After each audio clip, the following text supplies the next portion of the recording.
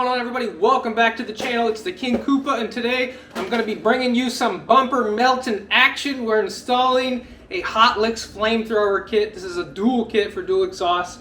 So I've had this sitting on the shelf. This was originally for the Project Vet, but I figured it was time to show the Black Vet some love. We've had her for a long time, and got to spice her up a little bit since she is pretty much stock. But speaking of stock, since we got her all jacked up, we're going to be installing some long tubes with an X pipe and get rid of those catalytic converters. So she should be a lot louder now, sound pretty good.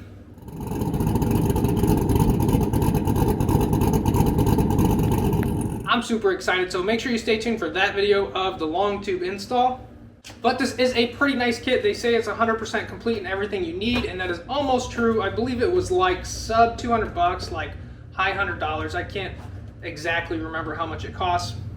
The kit does include all your butt connectors, ring terminals, special spark plug where the top unscrews to attach to it. We got our spark plug flame modules that are going to go in the rear of the car, and we even have spark plug wire to attach to each other.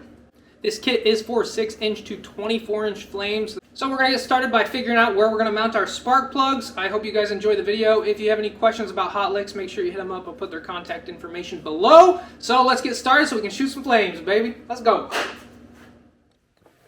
So the first thing we're going to do is we're going to take our spark plug. We're going to screw on our Weld-in Bung.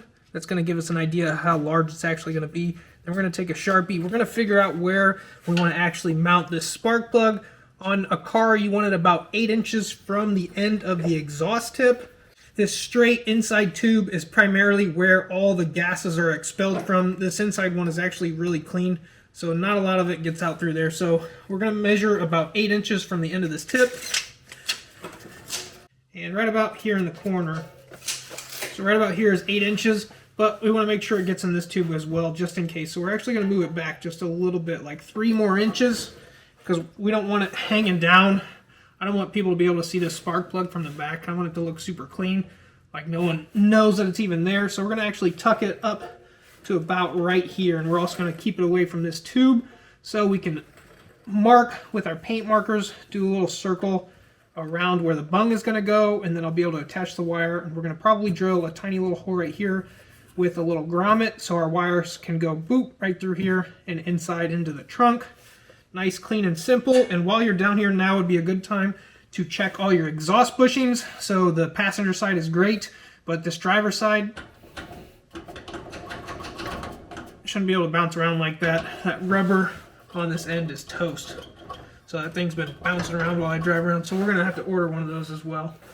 So once we have both sides measured and marked out, we went 4 inches from this flange right here all the way out. We're going to undo our mufflers, undo both mounts, drop them down, and that way we can drill our hole and weld in our bung. Alright, so we got our hole marked right here. We are going to do a double measurement real quick with our bung, just to give us a good eyeball, see how it looks. Now we're going to center punch our hole.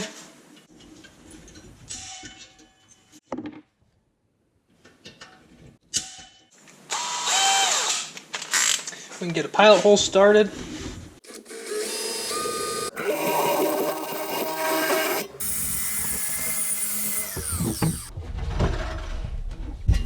And then we drilled our 3/4 inch hole. We hit it with a grinder just to clean it off a little bit so when we weld it'll have a nice clean contact surface.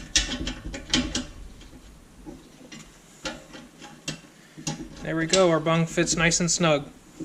So we got our bung prepped, our exhaust is grounded, we got our welder set up. It's been a while since I welded, so we just went off the manufacturer's recommendations and we're just going to wing it. Probably going to look like some boogers up on here. But, quick tip. For some of you guys that are newer to welding, keep your hood in a bucket underneath your bench. It keeps it dust free and clean all the time. My dad always set his hanging on a shelf and it always got super dusty or scratched, or you would bump it and fall off and bust it or something like that. So, alright, let's get it.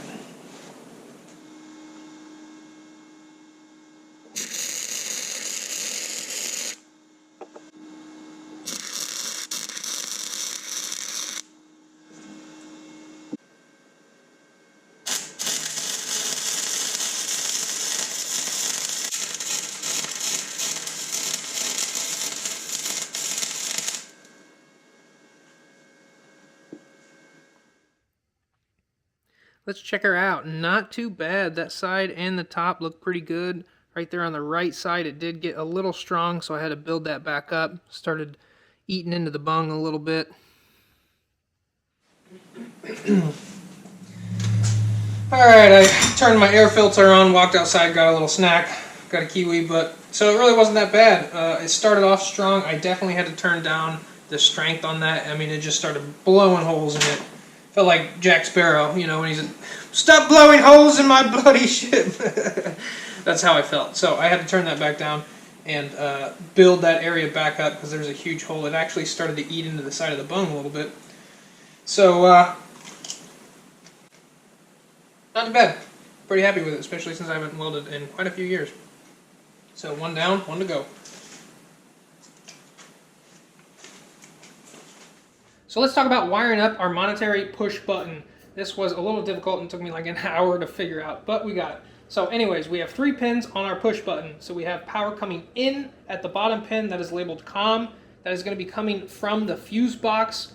And we have our top pin labeled NC that is going to be going out to the coil packs. So when this button is not pressed, power is going to be coming from the fuse box through the switch and out to the coil packs just like normal. But when you do push this button, boom, it's going to cut off power to the coil packs, which is going to put unburnt fuel into the cylinders and then into the exhaust. And that is going to be diverting the power to this middle pin, which is going to be our red wire going out to the flame modules in the rear, starting the spark plugs in the rear, which once the fuel gets all the way back there, it's going to ignite, giving us the flames. And as soon as you let go of the button, it's going to stop the flames and it's going to convert back to the coil packs and the engine should run just like normal. So the hardest part about this whole modification is finding the power wire to the coil packs. So this being an LS, we have a coil pack on the passenger and driver side with this connector right here. You have to find the hot wire that applies power to all 4 coil packs on both sides. In our case, it's going to be this pink wire, and it's a pink wire on the other side. So I could tap into it right here, and on that side, bring them together and wire them into one wire and run that wire up here onto the switch. I wanted it to be a little bit cleaner so you won't notice it. So I had to pull the fuse box out, pull up underneath, identify which 2 pink wires were the coil pack power wires. So for the C5 Corvette, it's going to be this bottom block right here.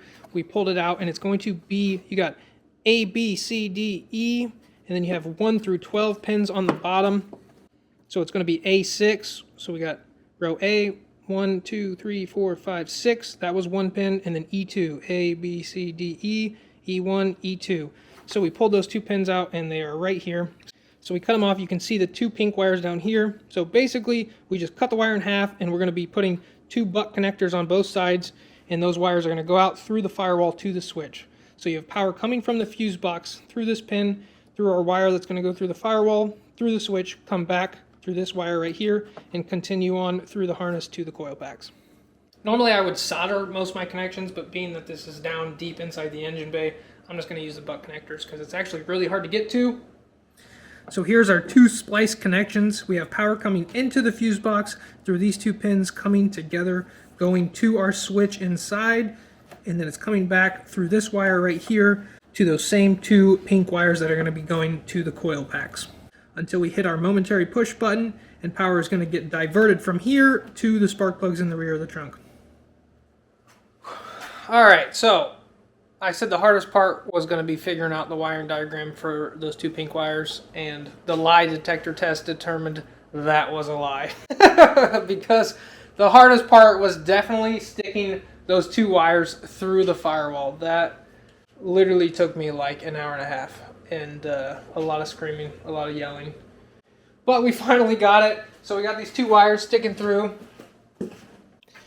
We got them right here. We ended up going through the firewall, through a previous grommet up at the top right. We got it run up here with the pre-existing wiring harness, so now we're going to tug it up through here. We already started pulling the center console apart. This is our center dash area, and we're going to end up tugging those wires back in here. We're going to put our push button somewhere inside here, probably right next to our cigarette lighter. Here's our dash piece right here. I originally thought about replacing the cigarette lighter, but I do use that a lot to charge my phone. I do have one in the center console in the flip-up lid right here as well. If this push button shaft was a little bit larger, I would replace that. But I think we have enough room to just go right above that. I think right here, make it look nice, simple, and clean, and that way you can close it. Won't be able to see it at all. Still have your cigarette lighter, and then you could reach down here, push up in the top, shoot the flames. Looks pretty clean, but we are going to have to go around the shifter to hit that button. Not a big deal, but still looks pretty clean and does hide away nice and neat. So now we have all 3 wires ran into the dash. We have it protected, and here are our 3 connectors right here. We have blue with the blue zip tie, blue paint marker on the switch just to make sure that I don't mix them up. That is power coming from the fuse box. White zip tie with white paint marker that is going to the coils.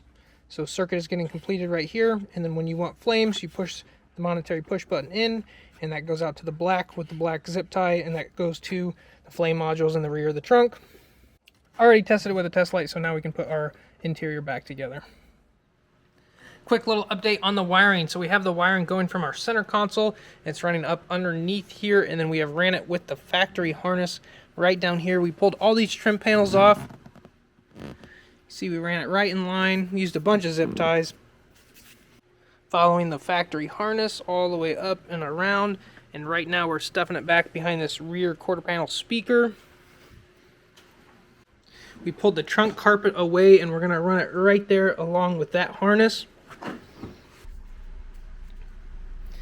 That wire is going to feed down here in the back behind the carpet, and it's going to pop out right here with our factory 12-disc CD changer.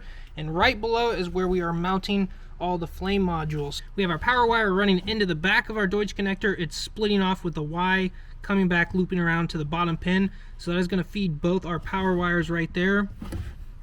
Our 2 ground wires are also going to come into the other side of the connector, and that is ran underneath by a single wire into the back corner of the carpet right through here. That is ran through the bottom with a grommet along, and then it is mounted onto a factory ground location. So the ground is ran through to the frame, power comes in and is running from the switch, and now we have our power coils going out through our spark plug wires. This is the driver's side and the passenger side. They are looped down and around. The driver's side goes to the bottom corner of the carpet with a grommet, and the passenger side goes through with a grommet over here as well.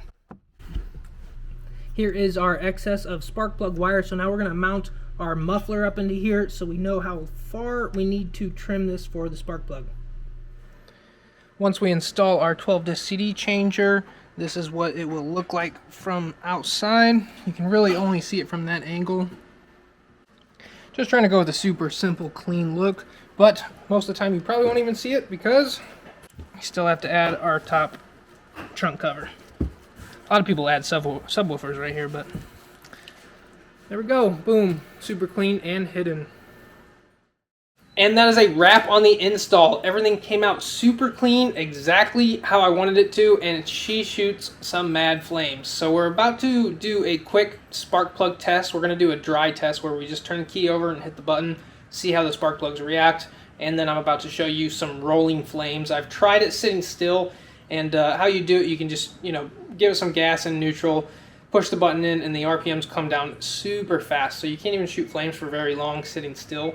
But once you're in the car and you're moving, you can put it in like 4th or 3rd, bring the RPMs up pretty high, push the button, shuts the engine off, and then the car coasting, the road will help turn the tires, which turns the motor, so the RPMs hang a lot longer, so you can really hold the flames then. And I've also done it in the daytime, and you can't really see them in the daytime very much, so that kind of sucks. But let's go check it out.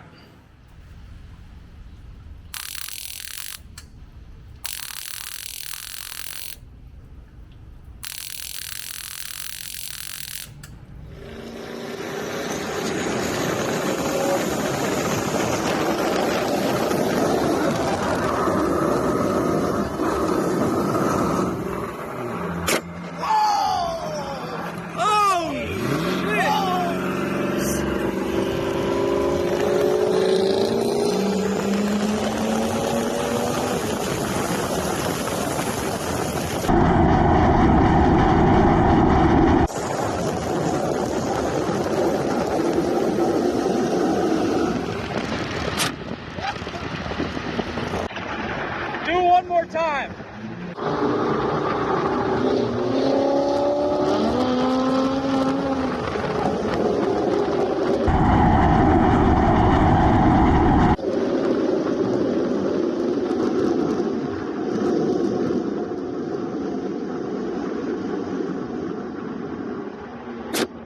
Holy f***!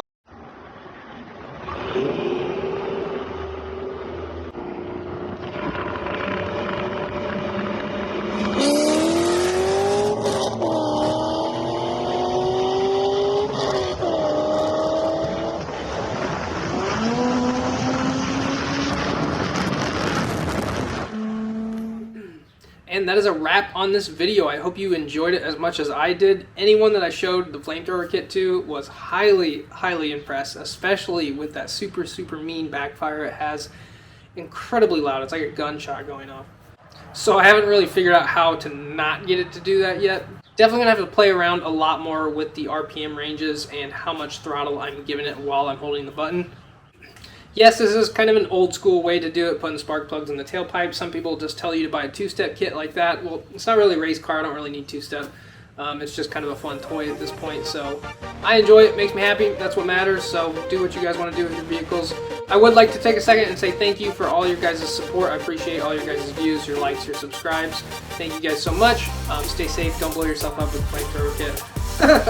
Hope you guys are having a great day, and I will catch you in next week's video. Peace.